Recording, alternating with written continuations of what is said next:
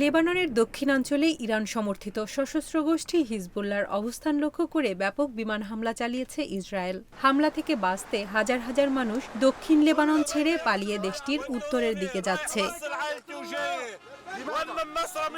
সংবাদমাধ্যম বিবিসি জানায়, হাজার হাজার লেবানিজ তাদের বাড়িঘর ছেড়ে পালাচ্ছে। কিছু বাসিন্দা হিজবুল্লাহর অবস্থানের কাছাকাছি এলাকাগুলো ছেড়ে যাওয়ার জন্য ইসরায়েলি সামরিক বাহিনী থেকে মেসেজ এবং ভয়েস রেকর্ডিংয়ের আকারে সতর্কতা পাওয়ার কথা জানিয়েছেন। দীর্ঘ যানজটের কারণে অনেকে সড়কে আটকা পড়ে আছেন। কেউ কেউ বলছেন কোথায় যাবেন বুঝতে পারছেন না।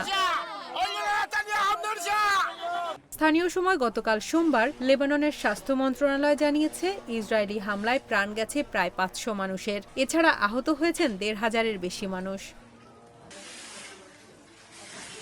ইসরায়েলের সামরিক বাহিনী বলছে, ২০০৬ সালের যুদ্ধের পর থেকে হিজবুল্লাহর গড়ে তোলা অবকাঠামো ধ্বংস করতে ১৩০০ লক্ষ্যবস্তুতে হামলা চালানো হয়েছে।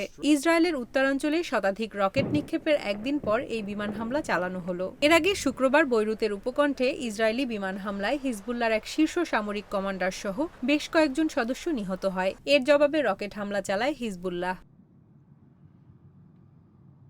গত সপ্তাহে লেবাননের বিভিন্ন স্থানে হাজার হাজার পেজার ও ওয়াকিটকি বিস্ফোরিত হয়ে ৩৯ জন নিহত ও প্রায় ৩,০০০ আহত হয়। লেবানন এই হামলার জন্য ইসরায়েলকে দায়ী করলেও এ বিষয়ে কোনো মন্তব্য করেনি তেল আবিব। গত বছর ৭ অক্টোবর ইসরায়েলের বিরুদ্ধে ফিলিস্তিনি সশস্ত্র গোষ্ঠী হামাসের হামলার পর থেকেই গাজায় যুদ্ধ চালাচ্ছে ইসরায়েল। পাশাপাশি হিজবুল্লাহ সহ ইরান সমর্থিত অন্য আঞ্চলিক গোষ্ঠীগুলো সেই সংঘাতে জড়িয়ে পড়ে।